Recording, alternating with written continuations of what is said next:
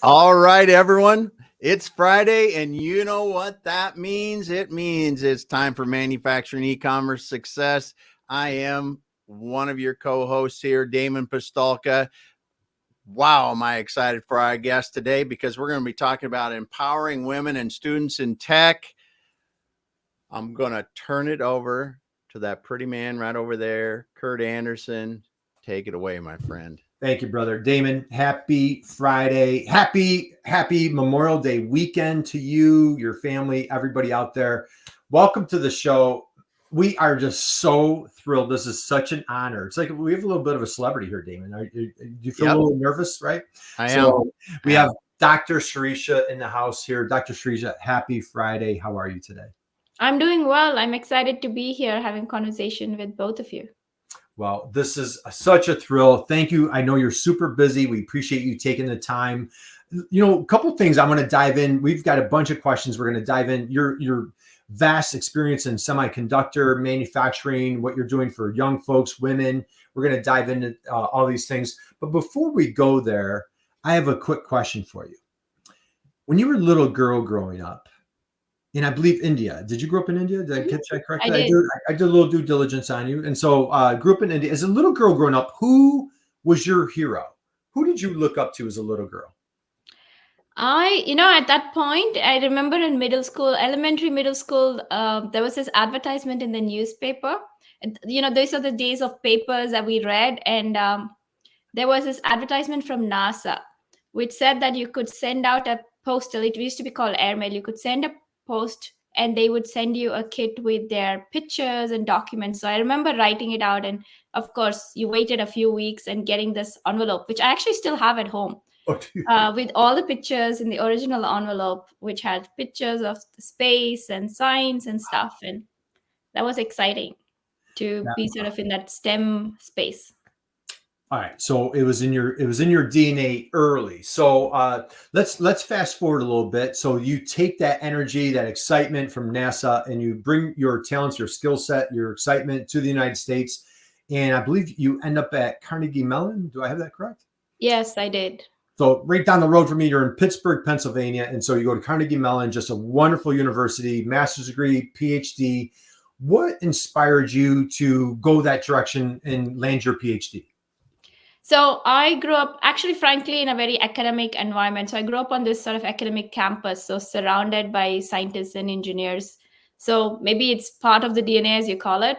So I studied physics, and I did my master's in physics in India, but my research was more practical, like condensed matter, material science. I think quantum mechanics was, I was kind of hitting the wall at that with so much math. So I switched to doing research, and I really enjoyed it. So when I came to CMU, I had applied for a material science degree. So sort of moving from science into engineering. And for many of those who may make that change, I'll tell you, it's quite a shift. If you ask me now what the shift is, I don't remember, but I remember sort of the mindset of shifting was quite hard to do. And not just, culture and stuff, but just the technology wise. And I really enjoyed, I had a terrific advisor, and doing the research. I actually quit after my master's to start work. So I went back for my PhD many years later when I was a stay-at-home mom. Nice. Awesome. And how did you end up, you brought your talents, your skill set into the semiconductor industry. What inspired you? A lot of different industries that you could have chosen. Why semiconductor? So when I was looking for jobs, if somebody is in this field, I'll be frank, material science, right? When you're studying and you go to a job fair, you're going to find very few employers out there. You find them in electrical. There's certain sectors that they tend to cover. And so when I was looking, there was a company, Applied Materials was my first employer. So I ended up working there because they make equipment for semiconductor manufacturers. So it was a good fit to take material science and sort of the technology to learn how to do this. And once I got into the industry, even to this day, having been in the industry 20 years, it still fascinates and totally amazes me that we can make a semiconductor chip. Yeah. It's such a complicated process, so tiny, and how we get to make it work at such small scale is incredibly fascinating. Yeah, it is. It is absolutely mind-blowing how small things are on a chip. It's, yeah. Yeah, Hard to and fathom. you look at the little diodes or you Yeah. look at these little parts and you're like it does what, this resistor does what. And so so share a little bit. You're inspired by STEM, you PhD, you go into semiconductor. Let's and Damon and I are big girl dads for our young ladies out there that might be considering this a career, or maybe it's not even on their radar whatsoever. What did you find so exciting? What was so inspiring to you? Yeah. I'm so glad. I mean, you're girl dad, so that's awesome. I'm a mom of boys, but I meet a lot of young women, all across the place. And I cannot. I mean, STEM to me, if someone has, I'm gonna do this pitch for STEM right now. If anyone is inclined, especially if you're in school, let's talk about elementary to middle school. I think there's sort of a pipeline leak already starting there for especially young girls moving away from STEM. I see that from the people I intersect with. So if anyone is thinking about STEM, finds math or physics interesting, don't let it pull you away thinking it's hard. Don't self limit yourself. Think it will be hard. We all struggled with math and physics in school. I did. Maybe I should share this. My kids know this. I flunked out of a physics class in my master's. I flunked out at different stages. I have failed critical exams. Actually, even my first PhD qualifiers, I failed. But I've never actually shared that before. But I think it's important for people to know, because they see Yeah. this end picture and say, "Oh wow, I had to," and you have to come back. And then I got admitted to CFU after that master's degree. So don't let that hold you back. Get help. Ask someone, a teacher, a friend, someone who can help you. Because if you're even slightly inclined, take the opportunity, because STEM opens so many doors. You can do anything and Yeah. everything. You could be in sports, you could be in music, you could be in media, you could do anything. But I think the doors it can open are so many, and we should not hold ourselves back thinking this is hard. It's hard for everyone. Don't even doubt that someone makes it look simple. There might be a few exceptions to it, but everyone, it's a Yeah. learning journey. So go ahead and Yeah. take that shot at it. Take the shot. Go ahead, Damon. Well, and you said it well, Dr. Shrish. It is if you're not pushing that hard in your education to really go to the point of failure, of I don't know how to do this, you're really not pushing your education as far as you could.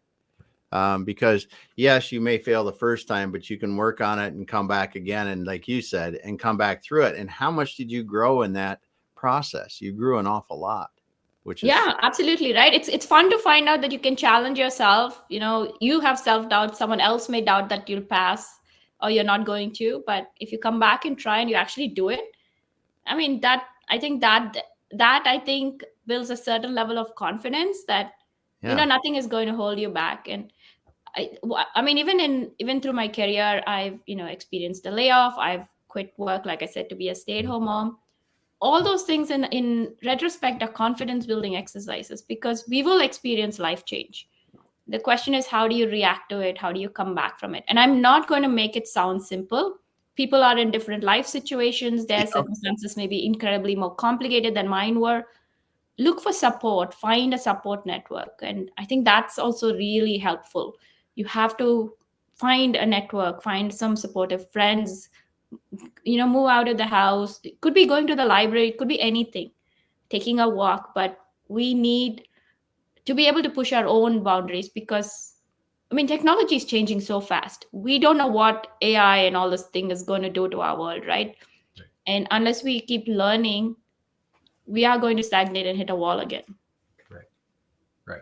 So I want to go here. So Damon, I know this resonates for both of us. Damon, your mother earned her PhD, and after raising kids, my mother went back to school, went off to Smith College, and as she went to the University of Pittsburgh, so she was right near you, Dr. Sirisha. So stay at home mom, lot going on. What triggers like, hey, what the heck? I'm going to go get my PhD. I have nothing better to do, right? Like what was going on there? Yeah, so it started a little before that. I'd been working about 4.5 years, and I'd stepped away. I'd started my PhD work when I started working, and I wanted to go back and finish it. Sort of this urge to want to complete this process, because it was a challenge in a way. It was sort of a personal goal. And it started earlier in the sense I was working full time. I was taking a couple of classes at the local university. My son was 2 and I was expecting my second one when I started my PhD program. And with all of those 4 things going on, obviously it was too much. And in the back of my mind, I already knew I was likely to quit work. I was going to take a break. I wanted to spend some time with my kids. So I quit work and then finished my PhD program while I was a stay-at-home mom when my second son was born. And I was off from work for a few years. But in a lot of ways, it was the best time. I mean, obviously, I had the privilege and the opportunity to do it. But when people ask me, being a stay at home mom was much tougher than working when I came back, because the sort of ecosystem of being a stay at home mom, the process never ends, right? It's a cycle that keeps on. Like the dishes are always in the sink, someone Right. always needs help.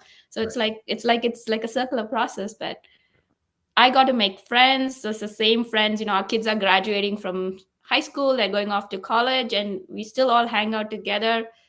And it's been like a journey. And I I cannot say enough good things about it. If someone is even thinking about it, and it's a hard decision to make to step away from the workforce, whether it's a parent, caregiving, whatever, or personal reasons.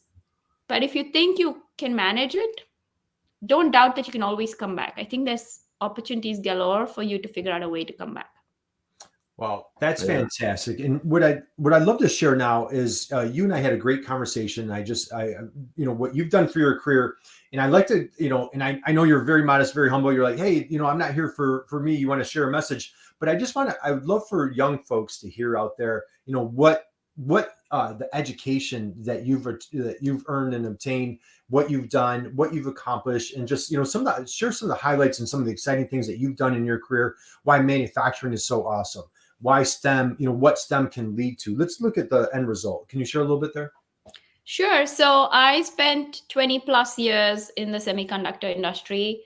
I mean, if you're looking for what I've achieved, I guess personally, getting my PhD was a very important goal for me. Mhm.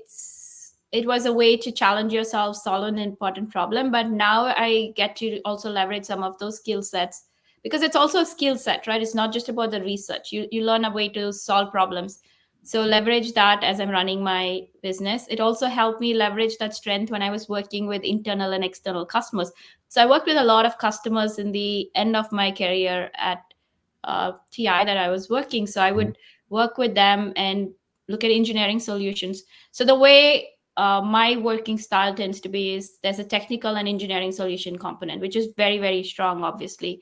But there's also a huge people person component of collaborating, internal partners. I had teams that I managed, so enabling them to grow, get them, enabling to see how to get people promoted and advocating for them, but also building relationships with external partners so you can really solve problems together. I mean, all the simple problems have probably been solved. The things that need teams to be able to come together, and you need different skills. So that, I think, for me, I consider that one of my super strengths. How to solve a technical problem, I can solve it, but also in addition to that, how can I leverage the strengths of others to bring the solution to mind and to end quickly so that we can fix this faster. Excellent. So I want to slide here. So great, academia, wonderful corporate career. You become an entrepreneur. That's quite a pivot, right? Can you Mhm. share a little bit, say the early stages of that entrepreneur, journey? What it looked like? Scary, exciting. What were you feeling? What was going through your mind at that stage?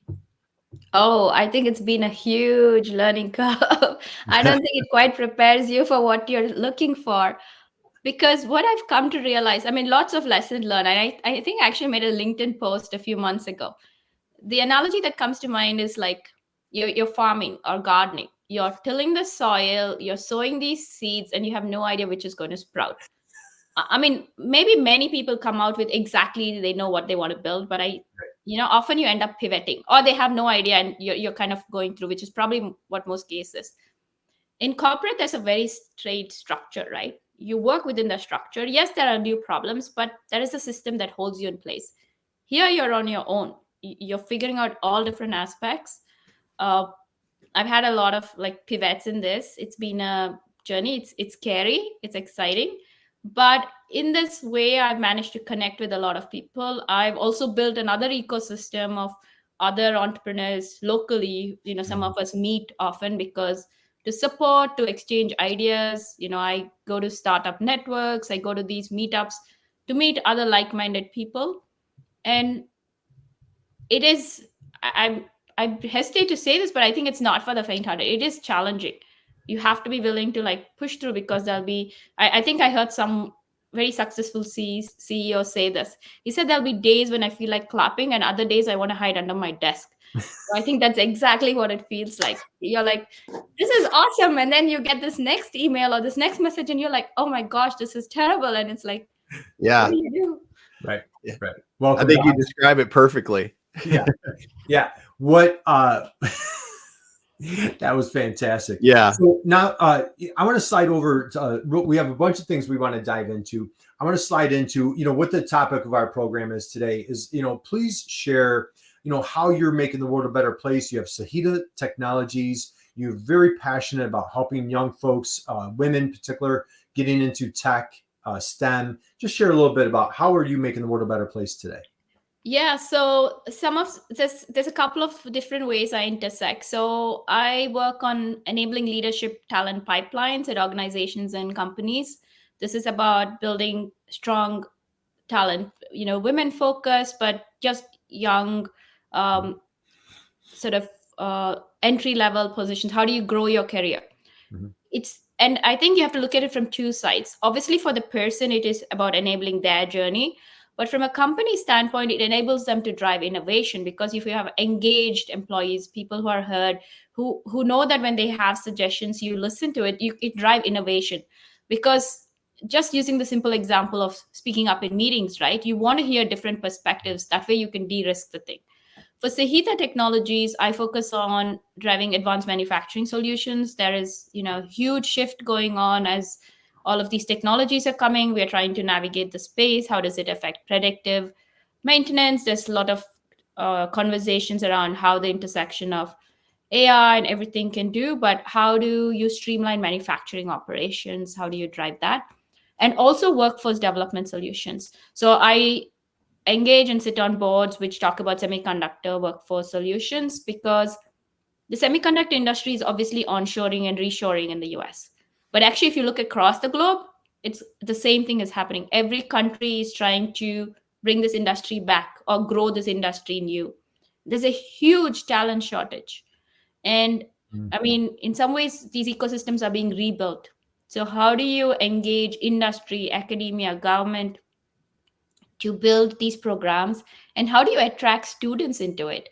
I think that is in some ways the bigger challenge. Yeah. In my mind, we may build Rome, but how do people know that they should show up at Rome, that there is a roadmap to Rome and Rome exists? Yeah, And we talk about that every week. We talk about that in manufacturing. But there's so many people don't even know the wonderful opportunities that there are in all parts of it. And exactly, and that is a big challenge, because I just look at my own kids and the ecosystems I'm in, right? A lot of kids are moving to computer science, which is a tremendous field. But where do they see it? They see it with Google and Meta and all of these companies, and they pay really well, and they see these opportunities as industries, manufacturing sectors, advanced manufacturing companies, be it semiconductor, aerospace, all of these companies, they have a talent shortage gap. They are trying to attract technician, engineering talent. It doesn't have to be a 4-year degree. It could be a 2-year degree. It could be a certificate. But how do you let students know that these opportunities exist? Because not everyone wants to code or work in front of the computer. I'm not a coder. I mean, I use software tools, but if you ask me about how they work, I do not know. But I like the engineering problem solving. Some kids, young people like hands-on, they like building robots, they like fixing their cars. I mean, they could be doing anything. So it's a different set of skill set that they have to know that, hey, there is this whole industry that I can be extremely successful. I can get to work on the coolest stuff and, make good. I mean, one of them, let's not forget the economics. You want to make good money, you're going to make really good money. And even if you talk about AI chips won't exist if these manufacturers don't build the chips. So It's a circular Yeah. economy. We need all of it to work together. So we Yeah, need. it's so great. So great. We got Diane Byers weighing in. Hey, She's Diane, she happy Friday to you, yeah, my friend. Great to have make the world a better place, help grow their career. Awesome. She's such a great supporter of manufacturing, Dr. Sirisha. And she said, "You're speaking my language." And then one of the things, like I said, we talk about this a lot. Absolutely. How do you let them know about these opportunities? And she's speaking towards children and younger people and the opportunities in manufacturing, because so much. Yeah, so I mean, there's no one solution that fits, right? So there's many different ways. So at a community, at an ISD level, at a school district level, or be it charter or private school, is finding parents or mentors who work in this. It could be the robotics club, it could be other things. And I know that all schools may not have the facilities to do this, but I've gone to robotics competitions, and sometimes the schools that you don't think have the facilities are the ones that are extremely successful. So don't let that be your barrier.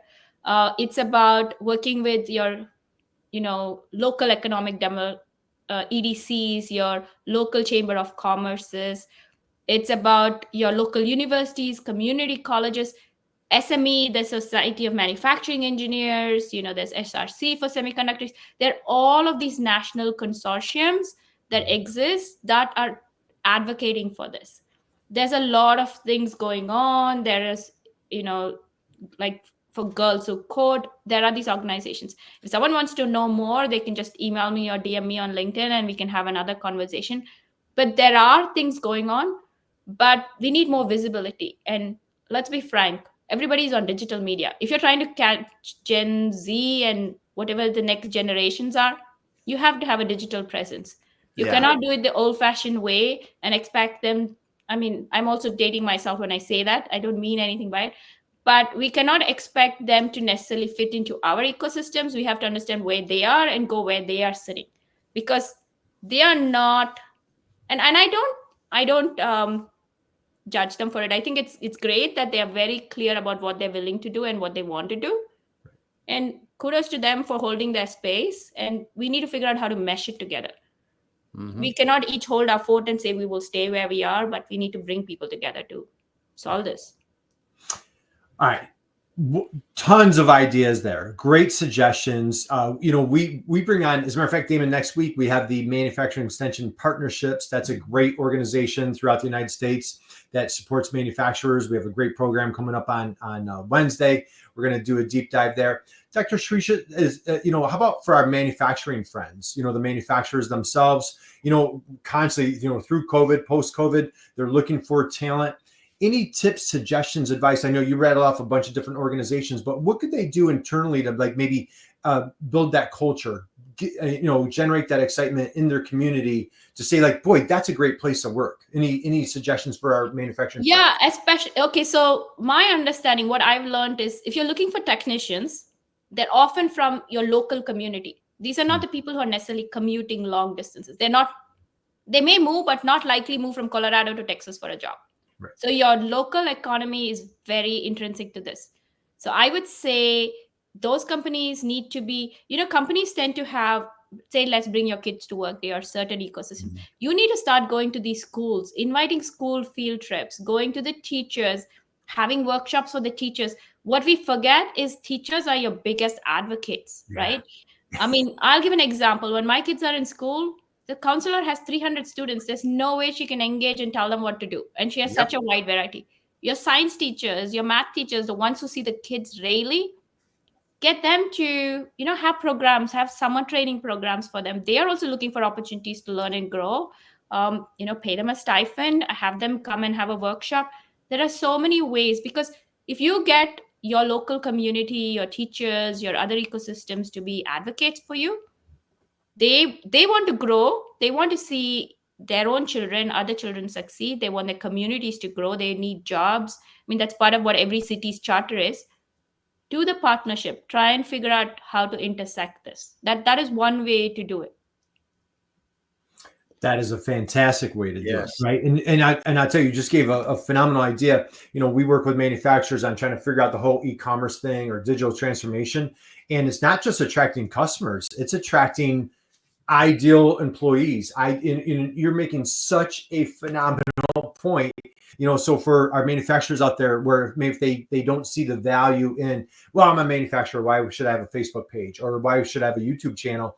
What a great, I did an in-person workshop yesterday, and one of the manufacturers was talking about how they're doing all sorts of videos. And now people are chiming in on their videos. Hey, we didn't know that you did this. We didn't know you had this. We didn't know that your staff looked like this. What a wonderful culture you have. Like it's letting the community know like what's behind the curtain, and, so it's not necessarily just attracting new business or new customers. And one gentleman that was in our workshop yesterday was like, hey, we're at capacity. We can't take on another customer. Well, guess what? You need to recruit employees. That's why you need to have that digital presence. So any suggestions there as far as like what they could be doing online to help strengthen that presence? Absolutely. I mean, see, before we had gatekeepers, right? You got only digital media or print media by working with the magazine or with the TV station and stuff. Now it's all equitable in a sense. You have access to free PR, branding yourself, how you show up. And I think we have to be conscious. I know, and I've seen a gamut of companies, right? I just use LinkedIn as an example because that's really the professional network where a lot of people see. YouTube is a great resource. If people had to pick, these would be the two channels, especially for something like this, because you get professionals to engage with, and then you get a whole different ecosystem of people across, demographics and across the world that you can engage on YouTube. And you get to show who you are, what you do, and that is a great way to connect, to build that, because now you get to control what you say. I mean, not fully, but up to a point. And then you get to build a connection, because in all essence, even what we're doing here, right? It's about building community. It's about building a connection in a way, because sales and marketing does not work by just pitching somebody and them coming. They have to trust you. They have to know you. I guess they're using NIL for sports, but in essence, that's what we're doing for all our businesses. Name, image, likeness. Someone has to, feel confident, trust you, like you. And that's how business relationships develop, even if you're selling a product. Especially for longevity, that's what you need for repeat business, because that's a big part of it. It's not just getting new customers each time. What a fantastic analogy. I love that. Hey, speaking, you know what? I don't want to digress, but I dropped your TED Talk in the chat box here, and I'd be remiss if I didn't mention that, because we're coming to, I think we're close to the top of the hour, and sometimes if people have a meeting that they're going to come into, absolutely check out Dr. Sirisha's TED Talk. It is absolutely fantastic. And if you don't mind, we're going to come back to, we want to talk further about STEM and the folks that you're recruiting, the wonderful work that you're doing. But Damon, I have a percentage that I want to throw at you. I want to see if you know the answer. Let's hear it. What percentage of professional athletes struggle financially after they retire? Dr. Sirisha, do I have that? Is that question correct? Do I have that right? How many professional athletes struggle financially after they retire from professional sports? I have no idea. Just throw a number out there. How, they make 72%. You're pretty darn close, dude. You're isn't he? He's very close. Dr. Sirisha, what's the number? Yeah, it's over 70%. And these are athletes who make over $1 million on average a year, and they go broke. Like Allen Iverson also went broke, earning $200 million. So it's that financial education, financial literacy. So I used to host a podcast like we talked about, Curt, and I used to talk more about navigating career, but I used to talk about finances, because you go to work, you enjoy it, but you also go to work to make money, and you want to be able to have choices and options. And we don't really learn financial education in school. So it's very important for us to learn those skills, because those are things that stay with us forever. So, and how you build your future. Time is your best friend. So the earlier you start, if you have time on your side, it obviously helps. Right. Yeah. So it's a phenomenal TED Talk. I strongly encourage everybody to check that out. And you tell a funny story about your son buying shoes in the TED Talk. Do you want to do you mind sharing that real quick? Yeah. So the TED Talk is about raising money smart kids, about how do you talk to your kids about financial literacy? So because my son was around 8 years old, and school was getting ready to start, and he wanted to buy a pair of shoes, and for some reason I think he had a pair of Reeboks, and he was very fixated on getting Reeboks. He thought that was the only shoe brand. So we went to the Reebok store, and he picked up a pair of shoes. They were like $80. I mean, now maybe $80 isn't that much. This is quite a while ago. And I was like, I told him, no, my budget when I left home was $40. So anything else that comes out of your pocket. They used to get an allowance. So it was going to come out of his pocket. And he looked at me and, very hesitantly went and put the shoes back. And he walked around the store, picked up $60 shoes. You can see the wheels turning. Oh, $20, put it back, $50. And he kept looking, and he didn't find anything he liked. So he put it back, and he finally came and asked me, can we go to another store? I was like, sure. So we went to another store. He still did the same thing. He didn't find it. Went to another store again, and I think by the fourth or fifth store, we were running out of shoe stores to go to. The only mall has only so many. So we hit the last store, and he picked up a shoe box. He was trying pairs and looking, and I think he found one that was like $39.95 that he liked. And I was happy, and he got that shoe. And I paid the taxes. Wasn't going to charge him taxes for it. So he was happy and I was happy. But it was very like staying on budget, because they knew that, hey, if this is the budget I thought about, that the rest was going to come out. So he'd have to see if $20 for a kid and $40 for a kid who's getting an allowance of a couple of bucks a month is a lot of money to give away for a pair of shoes. They're not that tied to it. So I think practice. I mean, my TED Talk is full of stories, examples either of mine or things I've read, some statistics, research. It's weaved with this, but it essentially boils down to just what we were talking about career, right? You're going to make mistakes. Right. When you're young, the consequences of making those mistakes is so little that you can learn. I mean, even if he had bought the $80 shoes, he would have still learned something from it, right? That was a choice he would have made. But the earlier you learn, but it comes with a lot of practice. We can talk to our kids, but or it could be your nieces, it could be your grandkids, it could be a family friend's child, doesn't matter. But the more you practice, the better you're going to figure out and learn. And every one of us has different financial styles. So I'm not saying there's a one style. You have to find out what fits you. But there are certain caveats and the basics of finances that we need to figure out how to navigate. And oftentimes what happens is at 21, someone gets a job, and then they figure out, they get their first paycheck and realize taxes. Wait, they told me I'm getting $5,000. Why do I only have 3,800 or whatever it is? Right. What happened to the rest of the money? Right. So yeah. Right. Those darn little taxes get in the way. Yeah. Who came up with that one? Yeah. Yeah. All right. So, hey, Diane, and I know we're over the top of the hour here. So if you're just joining us, we're here with Dr. Sirisha Kuchamanchi. And so, Dr. Sirisha, let's continue. You were talking before. All right. So TED Talk, connect with Dr. Sirisha here on LinkedIn, all sorts of wonderful things going on here. We were talking about underrepresented markets that really could be, a great skill set or, labor force for manufacturers. Do you want to go there and just share a little bit from your experience or how you're helping that? Yeah. So underrepresented. So one of the things that really strongly aligns with what I work on is how do you enable underrepresented communities access to STEM jobs? So this goes back to earlier in the conversation, because STEM, first of all, is technology and driven. And let's not forget, STEM jobs pay really well. So for underrepresented communities who might be struggling or at a certain economic scale, the ability to access these jobs not only helps them, but helps lift their families, their communities. Oftentimes what we see is we look for role models, right? We need to find people who look like us, who hear us, or who might have walked something similar. Not always, but it definitely helps. So how do we find advocates to get into these communities to talk about STEM, about these opportunities? And it goes back to the conversation on schools and teachers and stuff.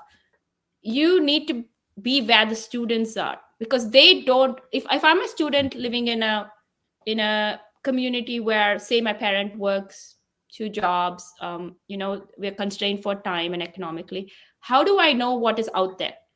All of us as kids are usually only surrounded by the ecosystem that our parents and we surround ourselves with.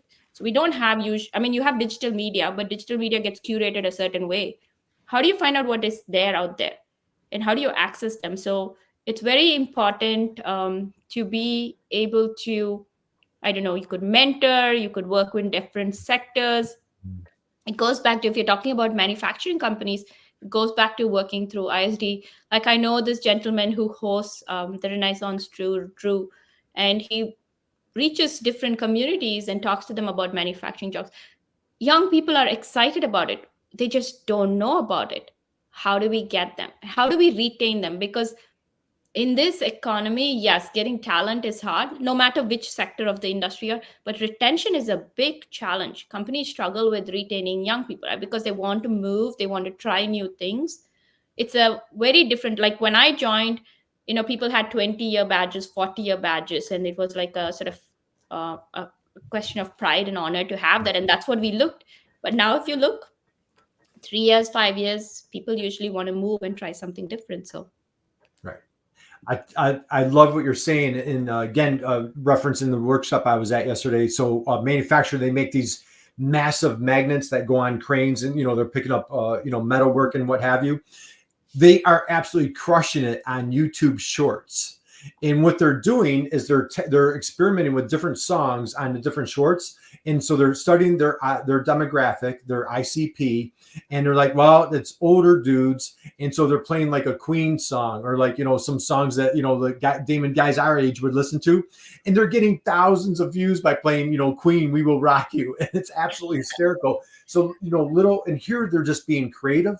They're being innovative, but what they're doing is they're meeting their customer. I think Diane dropped that comment, meet your customer where they are.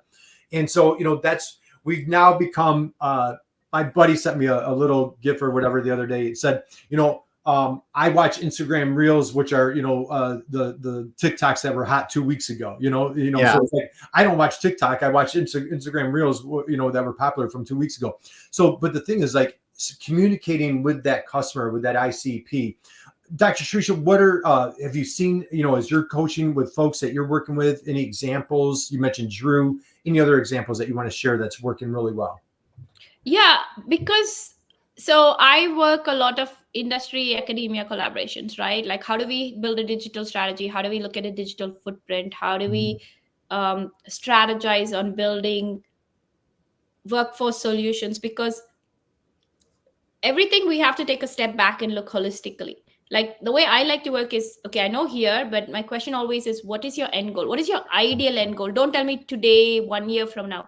Like ideally where? And sometimes we've not thought about it, which is fair enough.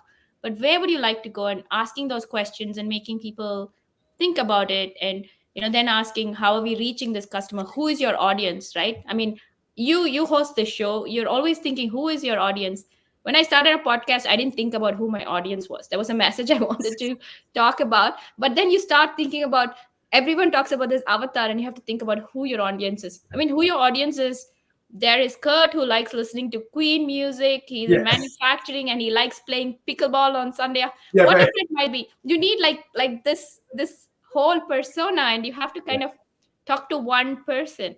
Right. And the thing is, the solution when I'm working with someone right now is not about what I think the solution should be. I need to understand if my customer is going to think of that as a solution. So I need to actually reach them and ask, hey, this is how I'm designing it. Am I reaching you? Are you my right audience? I mean, I know you are my right audience, but is this the journey you're going to navigate? Is this the journey you're willing to navigate? Because if you're not going to use these resources, I can create whatever I want. It would just be a wasted effort. Mm-hmm. So when we're talking about reaching these, you need to reach these, say a high school student who's in 10th grade, who's trying to make a decision. Maybe they didn't know they could be a technician and they want to be a technician. How do you reach them? Go talk to them. Go find out. I mean, I know there are IRB regulations and all of this, but figure out how to work the system, make a focus group and reach them. Talk to them, maybe get high school interns to come to your company, work and learn internship with a school campus. Right. Because even students and teachers and, I've CTE coordinators, they want their students to be successful. They're trying to find different ways. The education system, and this is across the globe, it's not just the US thing, is they're very structured a certain way. And there are certain success metrics. And let's be frank, whether we work in education, corporate, wherever, we are driven by success metrics, which are important. They're chosen very carefully, but they're also very structured. It doesn't allow for someone who's not fitting that journey. Maybe you measure college grad, how many kids are going to college. But what if someone wants to take a different path? They don't show up on your metrics. So what resources do you have for them? And how much can you allocate to it? And maybe you find that instead of 5 students, you really have 30 students who might be interested in this pipeline. How do you figure out that solution that can work for those 30 people? And you start small and then you grow. And then you work with partners. Maybe you find an ISD next to you or community next to you, and then you build an ecosystem together. All right, this is such good stuff. You are speaking in Pittsburgh. Is it next week or a week and a half? You mentioned? Yeah, so June 3rd, June 3rd, that week, the Smart Experience is being hosted in Pittsburgh by SME and other organizations. So I'm going to be a panelist in the Women in Smart panel. So if anyone's in Pittsburgh or associated with any of these, please reach out. Actually, even if you're not in Pittsburgh, reach out to me. I like connecting with people on LinkedIn. You never know where you'll find an intersection point. So ping me on LinkedIn. Yeah. And if you're looking for solutions, just reach me as well, and we can have a chat. Well, all right. Fantastic, Damon. We'll start winding down. Yeah. And a couple of things that I want to recap on, just, all sorts of excellent tips, advice. One thing, what sparks your passion for this specific cause? Why this cause out of anything that you could be fired up about? So for about a year, I hosted a local radio show, a live talk show. It's a very different experience than a podcast if you have tried doing it. I mean, you're doing a live show here on LinkedIn, so you probably have a pretty good idea. So I used to do it on a South Asian radio channel. And, a lot of radio channels that are niched for certain demographics are run on a certain FM spectrum or an AM spectrum. And it got me thinking about, there were probably South Asian, Black, Latinx channels on similar frequencies as ours. And I live in Dallas, so there's lots of different neighborhoods, different economics, demographics. And it's like, I've had a lot of opportunity and privilege, to access STEM, to all of this. Definitely had more than probably most people. My kids obviously see that, and that ecosystem is very different. And I think about all the people who don't have those role models, who may not know how to access this. And I think they would love it. They would like to do it. I mean, I used to work with colleagues who grew up on a farm, and, they're so smart because they've had to, and like when I used to ask, I came from India, so it was very confusing for me in the beginning. And my colleague would say, yeah, we fix everything on the farm because you can't pay someone else to fix it. I'm like, oh, okay, I get it now. And, they're so handy with, like, they would fix their houses, and houses are built very differently in the US from in India. And you're like, how do you fix a house? Fix flooring and it seems very complicated. Over time, you figure out and learn the skills. But so how do you get all these people to access STEM jobs? And there might be people who are interested in art, who want to be content creators. I mean, there are a lot of jobs out there. But I'm just saying, if this is the thing, this is a growing sector. There's going to be more and more and more opportunities. No matter whether you're an artist, you use technology. You could be a makeup artist. You could be anything. Literally everybody uses technology. Your grandparents use technology. There is nobody who doesn't. The question is, do you want to be a part of that economy to do it? Because technology is changing. There's always jobs. Yes, they will change with AI. And like I said, you get to work on cool stuff. You get to get paid well. You get to grow. And then maybe you may change your mind and want to be an entrepreneur tomorrow. It doesn't matter what you choose. But that is a good ecosystem. So my thing is, how do we get more people? And this is a very interesting thing. So when I came to the US, and I think many of us who come from India, you hear about STEM challenges in the US. I'm sure India has some sort of it, but in India, you don't think about it. You don't have that. I mean, there may be less girls in engineering school, but it's not a STEM challenge the way the US seems to define it. Because I remember going for this offsite meeting, and there were 3 of us from India, and all 3 of us said the same thing. We don't think of STEM as a challenge because a lot of people go to engineering school. In some ways, in India, being smart is cool. Like here, athletes are cool. In India, being smart is not a bad thing. You're kind of like actually the cool kid on the block. So it's a very different mindset when you come here and you're like, that is not a good thing. I'm like, okay, I guess I don't get it, but it's okay to be smart there. Yeah. So it's a very different mindset. And the reason I bring it up is in conversation with young people, sometimes that's what derails them. They don't want to be thought of geeky. I know kids who don't want to be in a robotics club because they don't want to be categorized as such or be a part of this demographic. And I'm like, you're losing out so much opportunity just because you don't want a label stuck on you, when you could drive so much more. Don't let that label or peer pressure, if that is what's driving you, stop you from doing it. Yes, you Yep. can be a cheerleader and be in STEM in the robotics club. Doesn't matter.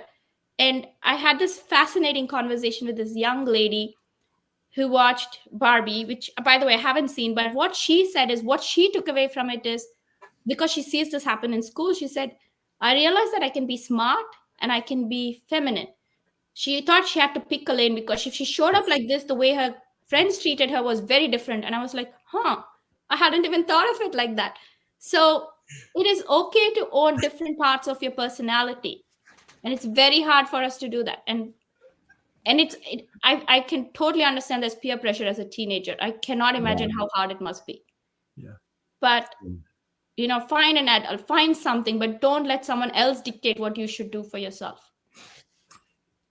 That's a drop the mic moment. That was a total drop the mic. That was just a thing of beauty. That was a masterclass, Dr. Sirisha. I could not agree with you more. That was such a profound, whatever you want to call it right there. Damon, I don't know about you, a lot of times, it's not cool or hip if you're, smart. So, then you become the dumb jock. And then my problem, I wasn't even a good athlete. So I couldn't, I was just dumb, so I just thought that was absolutely brilliant. What a great line that was. Thank you for sharing that brilliance. Be competitive, be proud of being smart. I just thought that was awesome. All right. I know you have tons of lives that you're changing the world and making the world a better place. Dr. Sirisha, I'm going to let you go. I have one last question and we'll let you go. Now that you're an entrepreneur, best business advice that you've ever been given. What would you say is the best business advice that you really either live with on a daily basis or that has helped propel your business? Best business advice.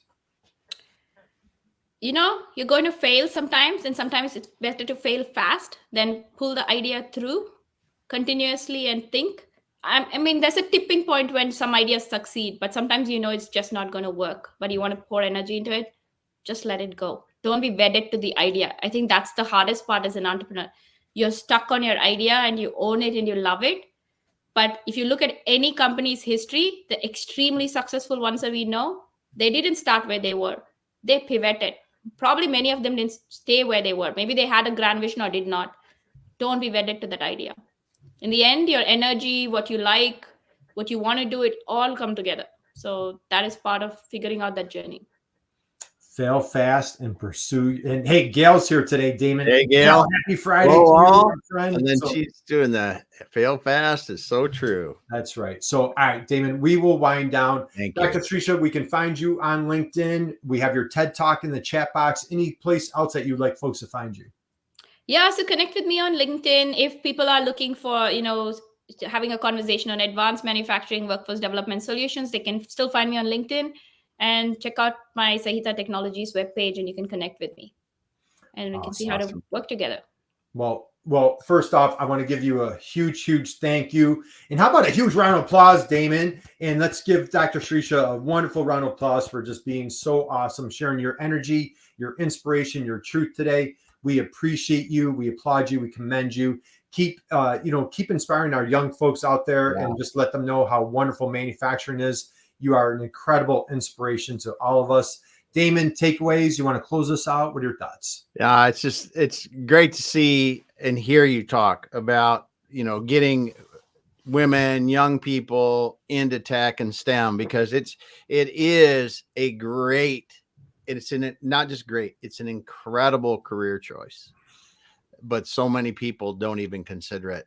Right. And they're sitting on the sidelines and things that they may not enjoy nearly as much as they would. That's right. Right. Yeah. Yeah, very true. Don't let that be a barrier. Try and see it. If you don't like it, you can always switch. That's right. It's hard to switch back to STEM. It's easier to switch out of STEM. That's right. Well, great advice. So we wish everybody out there, thank you for joining us. Thank you for everybody that was in the chat. Thank you for everybody that joined us today and caught Dr. Sirisha. This was just a wonderful conversation. We wish everybody a wonderful, safe, fantastic holiday, Memorial Day weekend. And Damon, let's close it out, my friend. Yeah, I just want to say real quick, Ronald, thanks for stopping by, dropping a comment Facebook in. But thanks everyone for being here. Gail, Diane, the others, Ronald, as you said, thanks for being here. If you didn't hear this from the beginning, go back to the beginning, listen to Dr. Sirisha talk about empowering women and students in tech and STEM. It was just awesome. So thank you everyone for now. We will be back again next week. Have a great weekend. Thank you, Curt. Thank you, Damon.